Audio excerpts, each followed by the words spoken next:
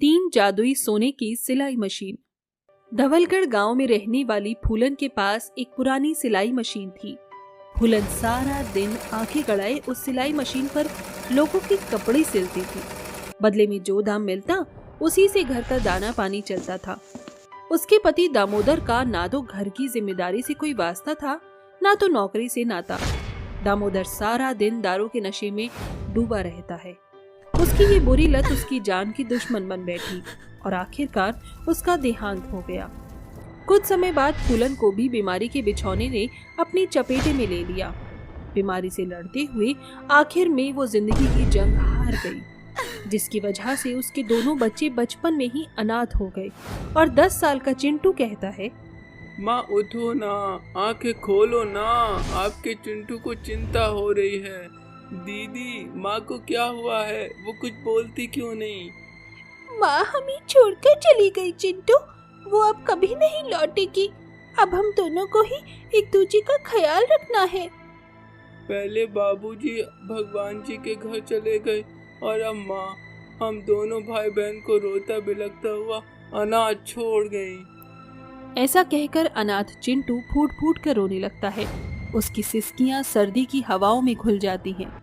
देखते ही देखते 2 दिन गुजर जाते हैं और सर्दियां बढ़ चढ़कर शिखर पर पहुंच जाती है।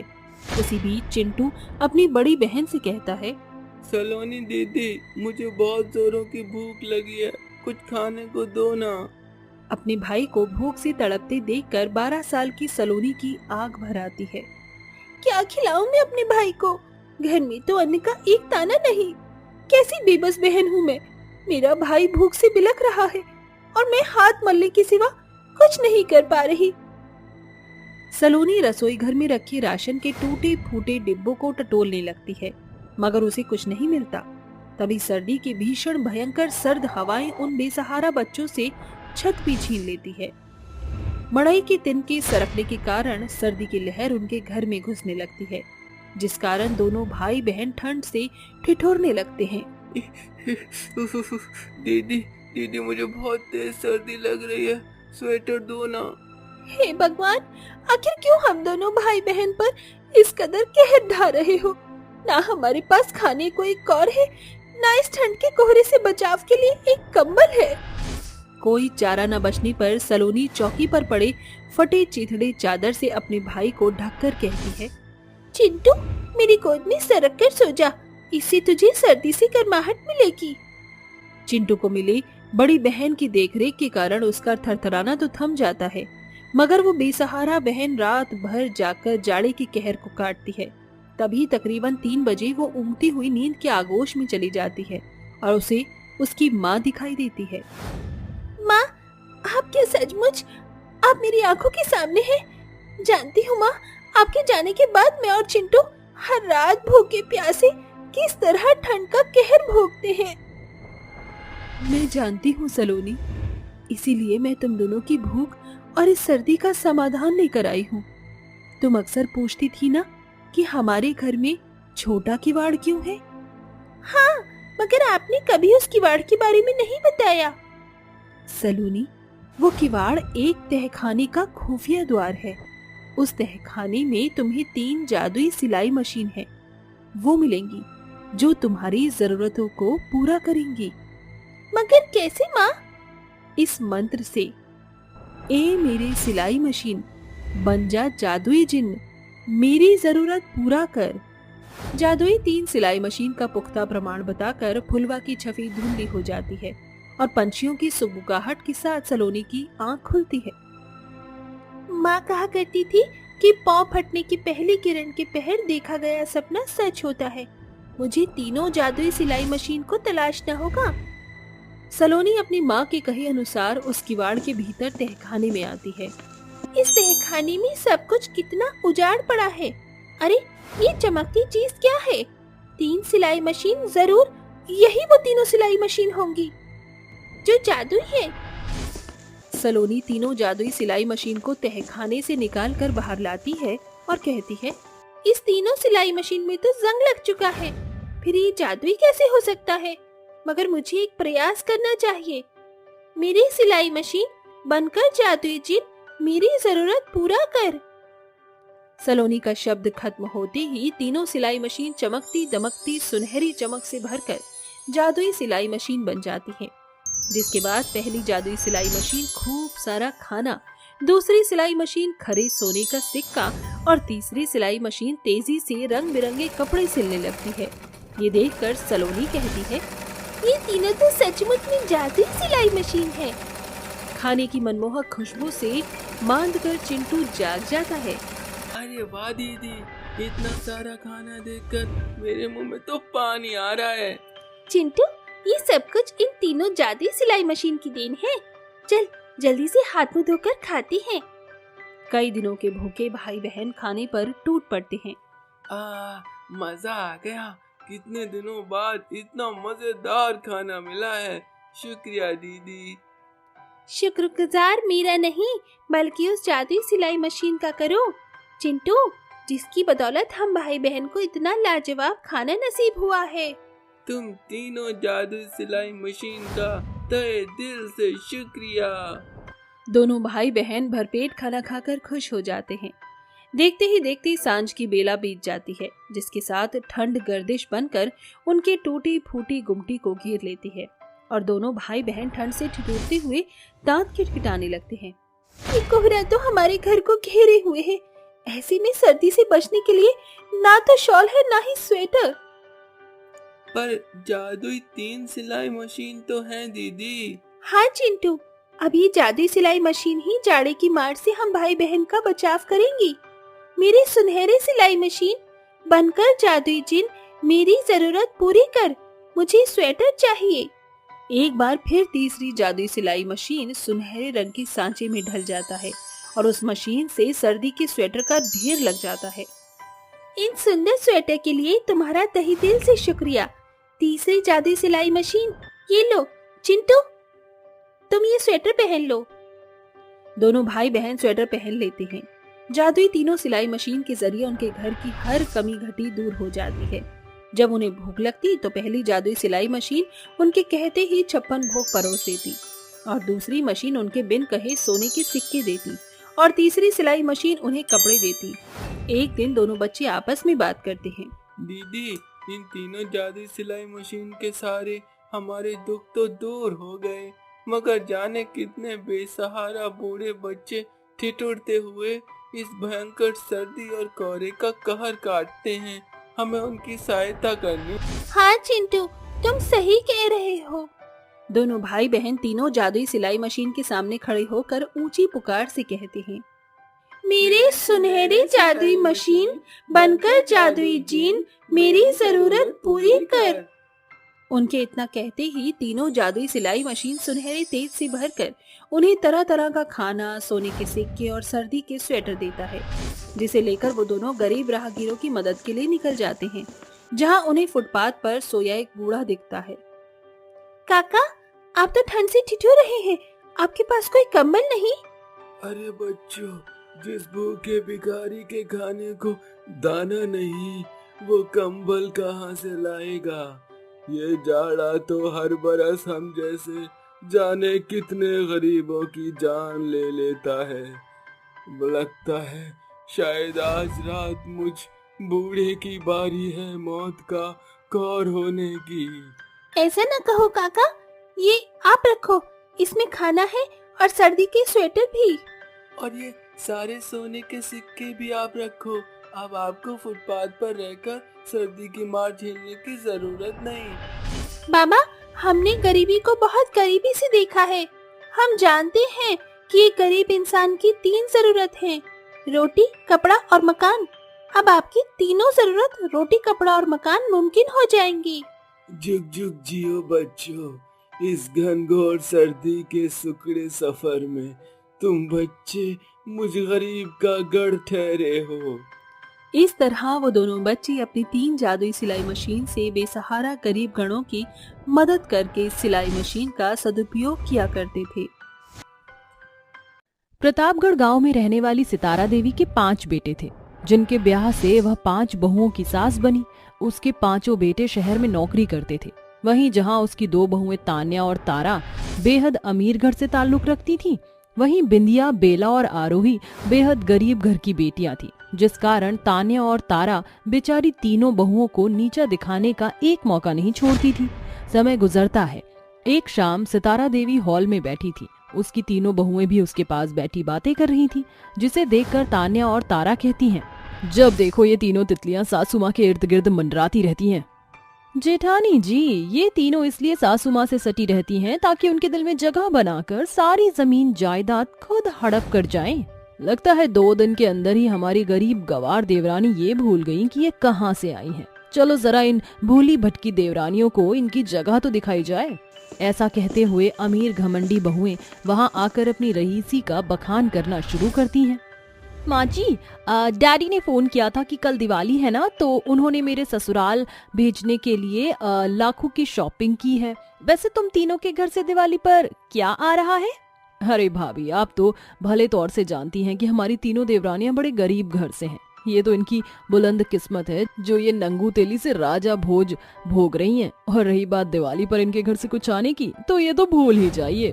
दोनों बहुओं को ऐसे मुस्कुराता देखकर उनकी सास सितारा बीच में बोलती है, अरे मेरी अमीर बहुओं, तुम्हारी देवरानी से लेकर घर के दीवार और खिड़की भी जानते हैं कि तुम बड़े बाप की बेटी हो, तो रोज रोज इस बात को याद दिलाने की क्या जरूरत है। तुम्हारे आगे तो टाटा बिरला फेल हैं, क्यों बहू? सास के ताने बाने सुनकर न सिर्फ अमीर बहुओं की बोलती बंद होती है, बल्कि उनके चेहरे भी फीके पड़ जाते हैं और वह दोनों पांव पटकते हुए अपने कमरे में चल देती हैं। और आरोही बोलती है, सासू माँ, आपसे बड़ा सिकंदर और कोई नहीं। बहू, जब तक जोड़ का तोड़ ना दो बात नहीं बनती। ये बात मेरी अमीर बहुओं को कौन समझाए।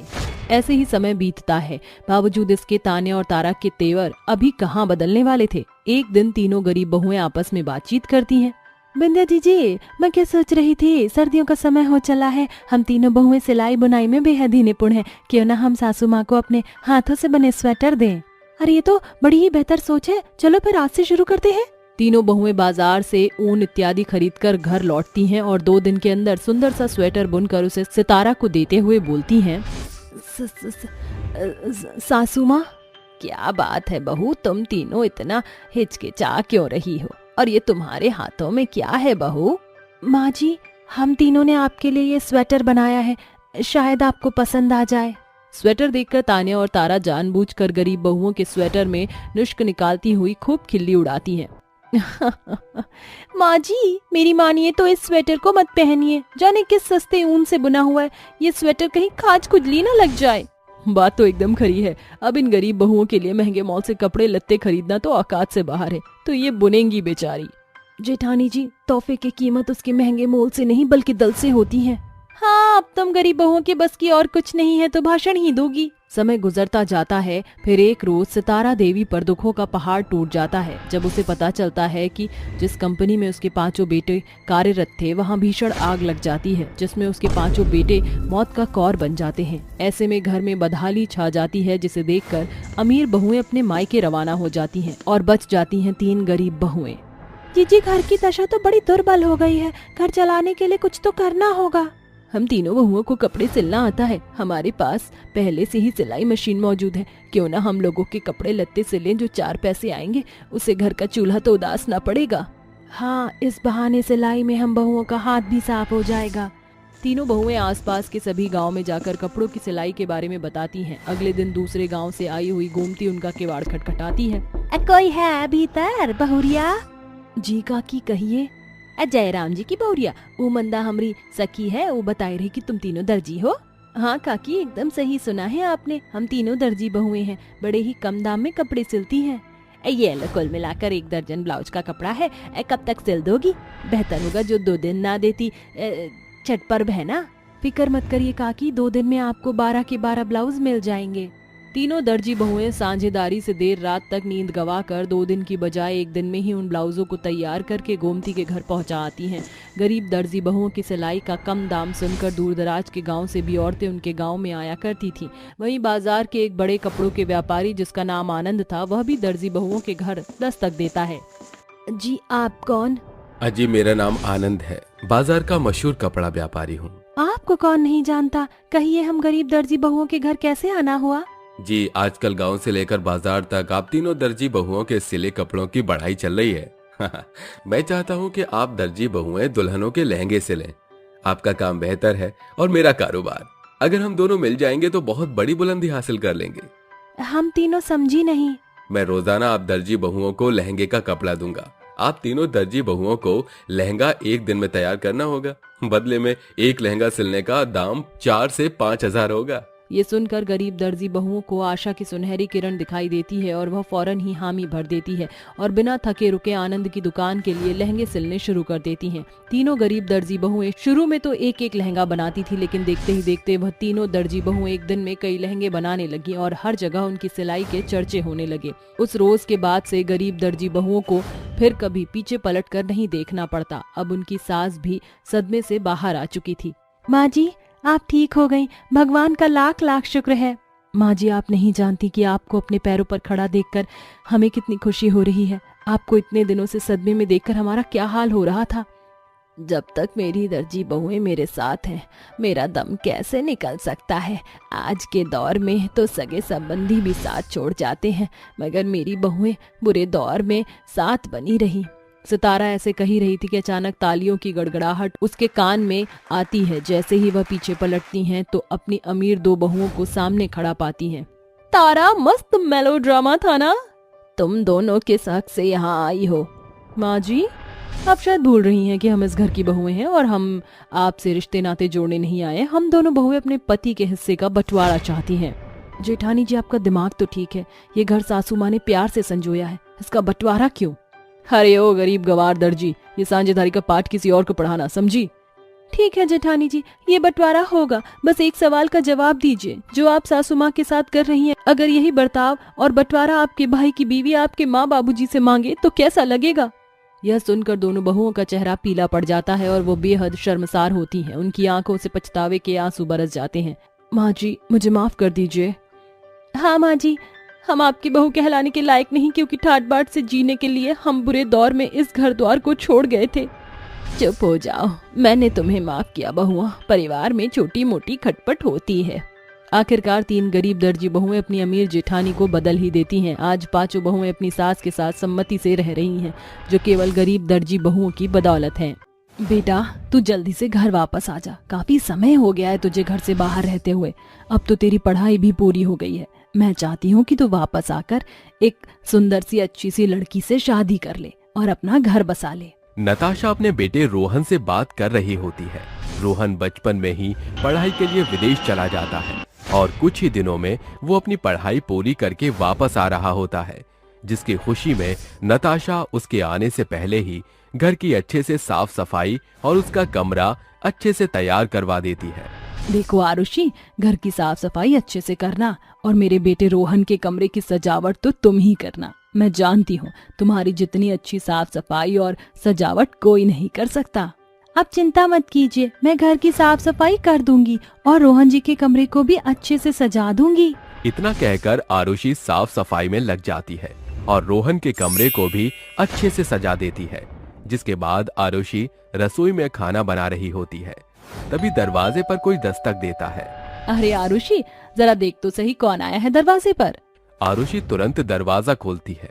उसके सामने एक नौजवान लड़का सूट बूट पहनकर खड़ा होता है, जिसे देखकर वो कहती है, अरे ये तो कुरियर वाला है, बताइए किसके लिए कुरियर आया है? अरे क्या कहा कुरियर वाला? अरे मैं कुरियर वाला नहीं हूँ, मैं तो इस घर का बेटा हूँ।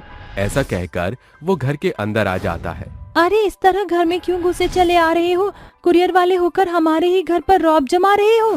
तभी नताशा अपने बेटे रोहन को देखकर बहुत खुश होती है और उसे गले से लगाते हुए कहती है, अरे मेरा बेटा कितना बड़ा हो गया, पहचानने में ही नहीं आ रहा। तुझे देखकर तो मेरी आंखें ही भर आई। अरे माँ, वो सब तो ठीक है, लेकिन ये लड़की मुझे कुरियर वाला क्यों कह रही थी? ओहो, इसे छोड़िए, तो घर की नौकरानी है और अनपढ़ भी, इसे कुछ नहीं पता। ये सुनने के बाद आरुषि को बहुत बुरा लगता है। वहीं नताशा अपने बेटे को अपने कमरे में ले जाती है और उसके साथ ढेर सारी बातें करती है। वहीं दूसरी तरफ जब रोहन अपने घर में आरुषि को काम करते हुए देखता है तो आरुषि उसे बहुत पसंद आती है, क्योंकि आरुषि बहुत ही खूबसूरत थी। हर कोई उसकी खूबसूरती के पीछे पागल था, लेकिन नताशा उसके साथ नौकरानी से भी बहुत बुरा सलूक करती है।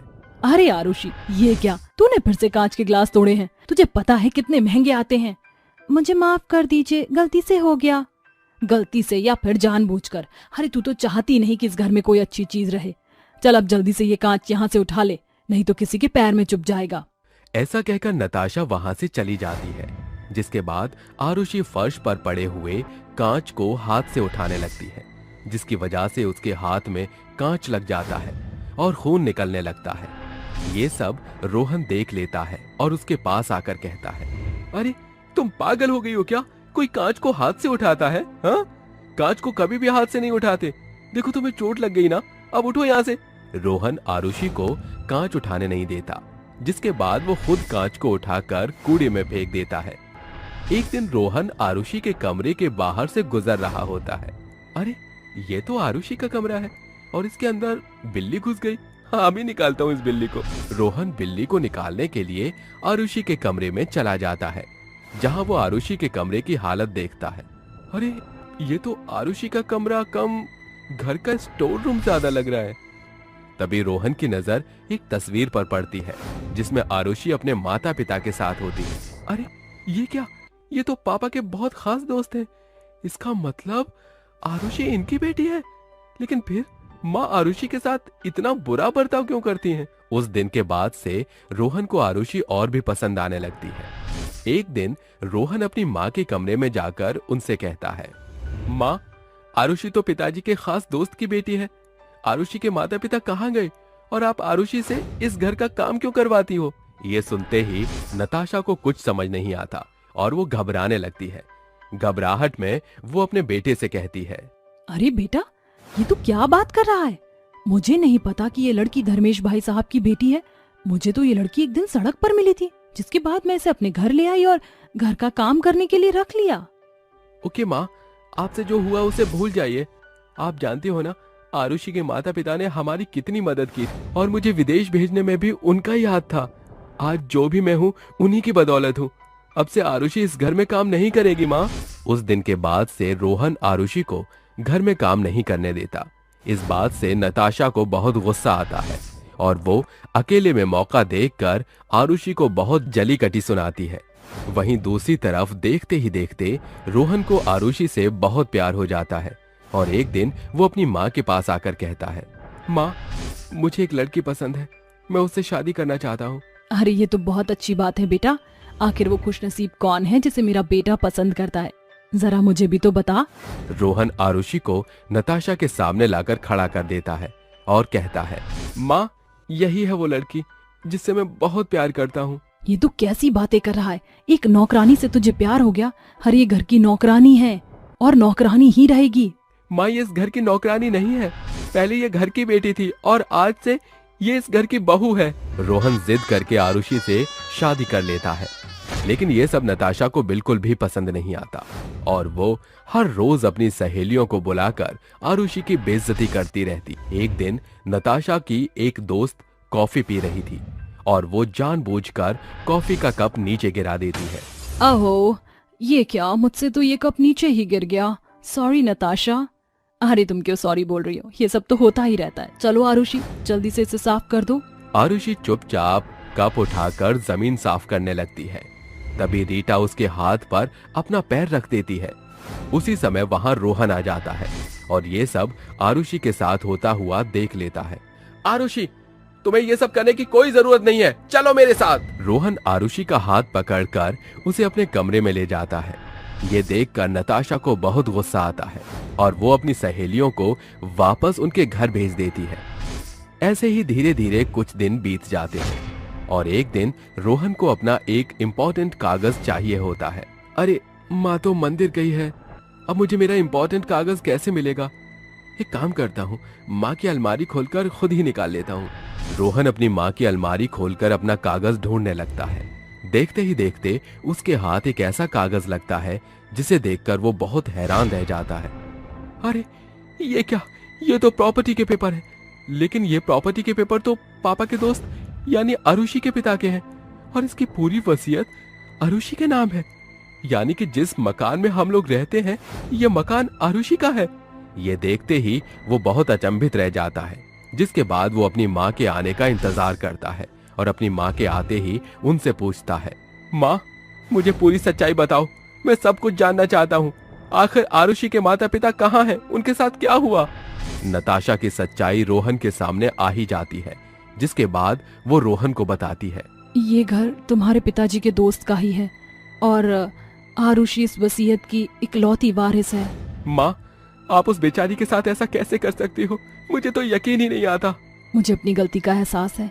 आज के बाद मैं आरुषि के साथ ऐसा फिर कभी नहीं करूंगी और उसे अपनी बहू ही मानूंगी। उस दिन के बाद से नताशा आरुषि के साथ बहुत अच्छे से रहना शुरू कर देती है। दिल्ली शहर में रहने वाली पद्मिनी के घर कुछ दिनों पहले 5 बहुएं आई थीं, जिनका नाम हिमानी, मेघा, रश्मि, परिणीति और मीरा था। जहां उसकी 3 बहुएं केवल साड़ी ही पहनती थीं, वहीं मेघा और हिमानी सिर्फ छोटे कपड़े पहनने की शौकीन थी। एक दिन पद्मिनी अपनी 5 बहुओं से कहती है, मेरी 5 बहू रानियों, सर्दी शुरू होने वाली है, इसलिए ये पैसे पकड़ो और सर्दियों की शॉपिंग कराओ। ठीक है माँ जी। इसके बाद 5 बहू सर्दियों की शॉपिंग के लिए बाजार जाती हैं, जहां रश्मि, परिणीति और मीरा सर्दियों के मोटे स्वेटर खरीद रही होती हैं, मगर वहीं हिमानी और मेघा सर्दियों में भी गर्मियों के आउटफिट पर नजर गड़ाए कहती हैं, एक्सक्यूज मी, ये ड्रेस कितने की है? अरे मैडम जी, ये तो शॉर्ट ड्रेस है, आप सर्दियों में ये खरीद कर क्या करेंगी? क्यों, दिल्ली शहर में सर्दियों में छोटे कपड़े पहनने पर सरकार ने पाबंदी लगा रखी है क्या? मेरे कहने का वो मतलब नहीं था, मगर पूरे भारत में दिल्ली की सर्दियां सुर्खियों में रहती हैं, इसलिए मैं आपको सलाह दे रहा था। हम हर मौसम को मात देना जानती हैं, इसलिए अपनी सलाह अपने पास रखो और कुछ एंटीक शॉर्ट ड्रेसेस दिखाओ। दुकानदार उन्हें शॉर्ट ड्रेसेस दिखाने लगता है। कुछ ही देर बाद सभी बहुएं शॉपिंग करके एक साथ घर आती हैं। सर्दियां बढ़ता देखकर मीरा, परिणीति और रश्मि सर से पांव तक मोटे स्वेटर पहनकर अपनी सास के सामने आती हैं। अरे उठ गई तुम तीनों, सर्दियों ने मौसम की सीढ़ियां चढ़ना शुरू कर दी हैं, संभल कर रहना। न्यूज में आया था कि दिल्ली की सर्दी इस साल कई साल का रिकॉर्ड तोड़ेगी। वैसे वो 2 हंसों का जोड़ा कहाँ है? हम यहाँ हैं सासू माँ। मेघा और हिमानी को छोटे कपड़े में देखकर पद्मिनी दांत किटकिटाती हुई कहती है, अरे नालायक, तुमने सर्दी की शॉपिंग नहीं की क्या, जो सर्दियों में भी छोटे कपड़े लटका लिए हैं? माँ जी, की है ना शॉपिंग, तभी तो ये शॉर्ट गाउन पहनकर हमने कूल लुक लिया है। अरे काहे का कूल लुक, तुम दोनों के बित्ते भर के पहनावे को देखकर मैं ये ठंड से ठिठुर रही हूँ। अरे ये तुम्हारा जयपुर नहीं है, अभी तुमने दिल्ली की सर्दी देखी नहीं है। अच्छे अच्छों की कुल्फी जमते देर नहीं लगती। ये बेढंगा पहरावा छोड़कर स्वेटर शॉल पहन लो, ओढ़ लो। माँ जी, पुरखे पुरनिये कह गए हैं, सर्दी और शर्म जितनी ज्यादा महसूस करो उतनी ज्यादा लगती है। मेघा, इसका मतलब तुम ये कहना चाहती हो कि तुम दोनों बेशर्म बहू हो? जेठानी जी, हम इन छोटे कपड़ों के बेशर्म लगे ना लगे, मगर आप सर से पांव तक खुद को सर्दियों के शॉल स्वेटर में लपेटे हुए बब्बर शेर लग रही हैं। देख लेना देवरानी, जैसे जैसे दिल्ली की सर्दी बढ़ेगी ना, ये छोटे कपड़े पहनने का भूत ना उतर गया ना तो कहना। ऐसे ही समय गुजरता जाता है, जिसके साथ घटते तापमान के साथ सर्दियां बेतहाशा बढ़ने लगती हैं। आस पड़ोस के लोग स्वेटर पहने और शॉल लपेटे हुए घूमते, बावजूद इसके हिमानी और मेघा छोटे कपड़े ही पहना करती। एक सवेरे वह देखती हैं कि पद्मिनी अपनी तीनों बहुओं के साथ आग जलाकर बैठी हुई बातें कर रही है। एकदम खरा सच कहा था आपने माँ जी, मतलब दिल्ली की सर्दियों ने तो कहर ढाए हुए हैं। घर की दहलीज से बाहर पांव रखते ही आत्मा बाहर निकल जाती है और पानी छूते ही कुल्फी जमने लगती है। अभी तीनों बहुएं ऐसा बोल ही रही थीं, तभी हिमानी और मेघा शॉर्ट गाउन पहने हुए वहां आकर कहती हैं, जेठानी जी, आप तीनों के पास कोई और बात नहीं है क्या? जब देखो जिसे देखो दिल्ली की सर्दी की चर्चाएं करता रहता है, कभी फैशन से जुड़ी बातें भी कर लिया करो। देवरानी जी, वो क्या है ना, हम तीनों बहुओं की बॉडी आपके जैसे बारूद से नहीं बनी है, इसलिए हम सर्दी के ऊपर गॉसिप भी करती हैं और ठंड से खुद को बचाने के लिए स्वेटर भी पहनती हैं। एकदम सच कहा, जमाने भर की सर्दी तो तुम तीनों में ही समाई हुई है, हमारी बराबरी करना तुम्हारे बस की बात नहीं। अरे मेरी बेअकल बहुओं, किसी दिन तुम्हारे ये छोटे छोटे कपड़ों का पहरावा सर्दी में तुम्हारे छक्के न छुड़ा दे। माँ जी, सर्दी तो बूढ़ों का मौसम है और हम तो अभी जवान हैं, और ये शॉर्ट ड्रेस बगैर हम बहुओं का लुक अधूरा रहता है। तुम दोनों निखट्टू को समझना दीवार में सर मारने के बराबर है। समय बीतता है। एक दिन पद्मिनी के घर उसकी पड़ोसन शांति आती है। अरे आओ आओ शांति बहन, बड़े दिनों के बाद भूले भटके मेरे घर कैसे पधार गई। बातों के बाण चलाना तो कोई तुमसे सीखे। तू तो जानती है कि सर्दी शुरू होने के बाद मैं घर से बाहर बहुत कम निकलती हूँ। चल अब आ गई है तो चाय पी कर जाना। अरे बहू, जरा बढ़िया सी चाय बना कर ला। थोड़ी ही देर में हिमानी और मेघा चाय बिस्किट की ट्रे लिए उनके सामने आती हैं कि शांति की नजर सीधे उनके छोटे कपड़ों पर पड़ती है। तौबा तौबा, अरे ये कैसे तंग कपड़े पहने हैं तेरी इन दोनों बहुओं ने। शर्म आया, क्या कौड़ियों के भाव बेच खाई है या फिर दर्जी ने कपड़ों में कमी कर दी है। अरे क्या बताऊं शांति बहन, फैशन के पीछे दोनों बहुओं की मति मारी गई है। आजकल की बहुएं बड़ी बेशरम हो गई हैं, मगर मेरी समझ में एक बात नहीं आ रही। अरे शर्म नहीं आ रही तो इनके अंग प्रदर्शन से पता चल रहा है, मगर इन छोटे कपड़ों में सर्दी भी नहीं लगती क्या? बिल्कुल भी नहीं आंटी जी, सर्दी तो हमारे छोटे कपड़ों को छू कर गुजर जाती है। अरे तुम्हें ठंडी लगे ना लगे, मगर तुम्हारे छोटे कपड़े देखकर मेरी ठिठुरन चुक चुक गाड़ी की तरह बढ़ रही है। जल्दी से चाय दो। इसके बाद शांति चुपचाप चाय पीकर घर के लिए रवाना हो जाती है।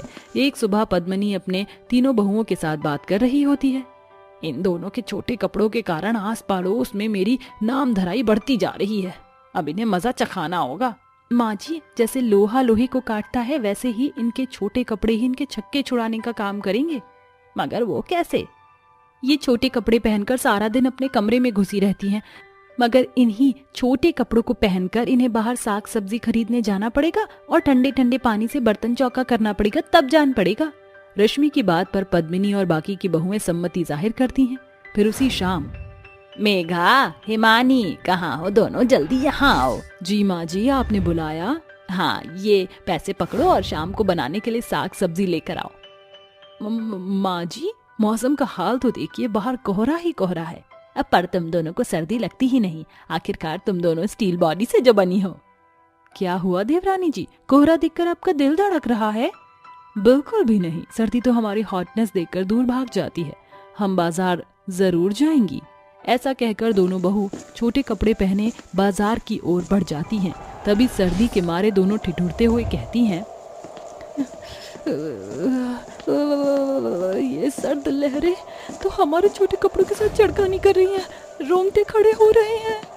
अरे मानी, मेरी तो आत्मा कपकपा रही है, दांत कटकटा रहे हैं, ये जाड़ा तो बड़ा ही जानलेवा है। थोड़ी ही देर बाद दोनों बहू बाजार से सब्जी लेकर ठंड से ठिठुरते हुए घर आती हैं और तभी तीनों बहुएं तफरेबाजी करते हुए कहती हैं, अरे मेघा, हिमानी, ये तुम्हारी नाक टमाटर की तरह लाल क्यों हुई है? अरे जीजी, नाक की छोड़िए और उनके पाँव तो देखिए ठंड से कैसे थिरक रहे हैं। बिल्कुल बिल्कुल नहीं, ये तो हमारा टशन है। अच्छा तो चलो, रसोई घर में बर्तन पड़े हैं जो तुम दोनों बहू को धोने हैं। क्या हुआ? पानी का नाम सुनकर तुम दोनों का चेहरा पीला क्यों पड़ गया? लगता है कहीं तुम्हें सर्दी की नजर तो नहीं लग गई? इसी के साथ दोनों बहुओं को जोरदार छींक आती है और वह कहती हैं, जी, अरे हमारी जालिम जेठानी जी, हमें ठंड लग रही है। इससे पहले कि हमारी आत्मा बाहर निकलकर आप तीनों के आगे तांडव करे, हमें जाने दीजिए। ये कहकर दोनों बहू दौड़ती हुई अपने कमरे में जाकर खूब सारा शॉल स्वेटर लपेटे हुए बाहर आती हैं। उन्हें ऐसे देखकर पद्मिनी और उसकी बहू एक साथ ठहाके लगाकर कहती हैं, आखिरकार सर्दियों में छोटे कपड़ों ने तुम्हारे छक्के छुड़ा ही दिए। हाँ, अब हम सर्दी में छोटे कपड़े फिर कभी नहीं पहनेंगी। साथियों, अगर आप भी सर्दियों में छोटे कपड़े पहनने के शौकीन हैं तो सावधान रहिए। अरे हेलो सीमा, कैसी है तू? मैं तो ठीक हूँ, तू बता, अचानक कैसे याद किया? अरे वो, मैं तुझे एक खुशखबरी देना चाहती थी। वो क्या है ना, 1 हफ्ते बाद मेरी शादी है, तो मैं तुझे बुलाना चाहती हूँ। टाइम से आ जाइयो और माफ कर दे कि मैं तुझे पहले नहीं बता पाई। यार, तू मेरे साथ ऐसा कैसे कर सकती है? मैं तो तेरी बेस्ट फ्रेंड हूँ। तुझे थोड़े दिन पहले बताना चाहिए था ना। और वैसे भी तुझे तो पता है गांव में अर्जेंट कपड़े सिलवाना कितना मुश्किल है। अरे सीमा यार, सॉरी ना, शादी की तैयारी में ध्यान नहीं रहा, वरना तुझे जल्दी बता देती। और हाँ, मेरी शादी में पटोला बनकर आइयो, जल्दी से कपड़े सिलवाने डाल दे आज ही। अरे हाँ, ठीक है ठीक है। अच्छा ठीक है, मैं रखती हूँ, शाम को हल्दी में आ जाना। इस तरह से दोनों सहेली फोन रख देती हैं और सलोनी कहती है, ओ नो, इस कबूतरी ने भी पहले नहीं बताया। इतने अरमान है मेरे। ओहो, याद आया, इसकी शादी में पहनने के लिए तो मैंने एडवांस में एक लहंगा ले लिया था। अब जाकर बस दर्जी को देकर आना है। ये कहकर सलोनी अपना लहंगा लिए गांव के अनेक दर्जियों के पास जाती है, लेकिन वो सब मना कर देते हैं। तभी वो कहती है, पूरे गांव में दर्जियों को ढूंढ लिया, लेकिन कोई भी मेरा लहंगा नहीं बना रहा। इनसे और पूछ लेती हूँ। अंकल, क्या आप मेरा लहंगा सील देंगे? मुझे 1 हफ्ते से पहले चाहिए। नहीं बेटा, शादियों का सीजन चल रहा है, मुझे और भी ऑर्डर मिले हुए हैं। अगर तुम्हें सिलवाना था तो थोड़ा पहले आती ना। मैं नहीं सिल पाऊंगा बेटा। ओहो, यही तो अंकल, मुझसे गलती हो गई। अब क्या करूं? मैं तैयार ही नहीं होंगी तो मंडप तक उसे लेकर कौन जाएगा? मुझे अपनी ड्रेस हर हाल में सिलवानी होगी। अपने आप से बड़बड़ाते हुए सलोनी आगे चलने लगती है। तभी उसके कानों में एक धीमी सी आवाज आती है, क्या तुम लहंगा सिलवाना चाहती हो अपना? अगर चाहती हो तो इस ओर आओ, मेरी आवाज के पीछे पीछे आ जाओ। ये मुझे कैसी अजीब सी आवाज सुनाई दे रही है, और इसे कैसे पता कि मैं लहंगा सिलवाना चाहती हूँ? देखो, तुम्हारे दोस्त की शादी है, कोई लहंगा नहीं सिएगा। अगर तुम चाहती हो तो इधर आ जाओ, काली खंडर गुफा की पीछे की दुकान है मेरी। क्या करूं? सहेली की शादी है, कपड़े सिलवाने हैं। चली जाती हूँ इस आवाज के पीछे। वैसे भी पूरे गांव में कोई भी दर्जी मेरा लहंगा नहीं सिल रहा, और मेरा लहंगा सिलवाना बहुत अर्जेंट है। आओ, इस बरगद के पेड़ को पार कर 20 कदम और चलो। सलोनी उस आवाज को सुनते सुनते एक बरगद के पेड़ को भी पार कर लेती है, जहां एक औरत सिलाई मशीन लेकर गले में इंची टेप डाले हुए कपड़े सिल रही थी। अच्छा, तो ये है दर्जी की दुकान। ऐसे गाइड करके अपनी आवाज के पीछे बुलाया है। तुम ऐसा समझ सकती हो। खैर, मुझे बताओ ना, तुम्हारा क्या सीलना है? मैं आज ही तुम्हें बना कर दे दूंगी। जी, ये मेरा लहंगा, इसका ब्लाउज और दुपट्टे के लटकन जरूर लगा देना। तुम निश्चिंत रहो, तुम्हारा इतना अच्छा लहंगा सीऊंगी कि शादी में सभी लोग दुल्हन को छोड़कर तुम्हें ही देखेंगे। और हाँ, तुम अपना लहंगा 12 बजे लेने आ जाना, क्योंकि उसी वक्त ज्यादा फ्री रहती हूँ मैं। जी ठीक है। तभी वो औरत उसका नाप ले लेती है और घर जाकर सलोनी शाम को उसके हल्दी फंक्शन में जाने के लिए तैयार हो जाती है, और उसके फंक्शन में जाकर उसे हल्दी लगाती है और नाच गाना करती है। उसके हल्दी में रात को इतना समय लग जाता है कि घड़ी में 11:30 हो रहे थे।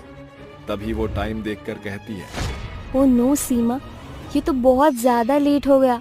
मुझे जाना होगा, वरना मम्मी डांटेंगी। अच्छा ठीक है, जा, और आंटी को मेरा नमस्ते कह दियो। ये बोलकर सलोनी चली जाती है कि रास्ते में उसे याद आता है, ओफो, मैं तो अपना लहंगा लेना भूल ही गई। वैसे भी 12 बज रहे हैं। उसने कहा था कि 12 बजे आकर ले जाना। वहीं चलती हूँ। ये बोलते ही वो उस दर्जी के पास पहुंच जाती है और देखती है कि एक चुड़ैल उसका लहंगा सिल रही है। ये देखकर उसके होश उड़ जाते हैं। हे भगवान, ये तो एक चुड़ैल है। क्या करूं? कहीं ये मुझे मार ना दे। चुपचाप उससे लहंगे लेकर चली जाती हूँ। जैसे ही सलोनी उसके करीब आती है तो उसके आहट से वो अपना रूप बदलकर कहती है, अरे तुम आ गई। ये लो तुम्हारा लहंगा, तैयार हो गया है। बताओ कैसा बना है? बहुत बहुत अच्छा है। मुझे लेट हो रहा है, अब मैं चलती हूँ। ये लो पैसे, शुक्रिया मेरा लहंगा सिलने के लिए। ये कहते हुए सलोनी चुड़ैल की नजरों से 9-2-11 हो जाती है।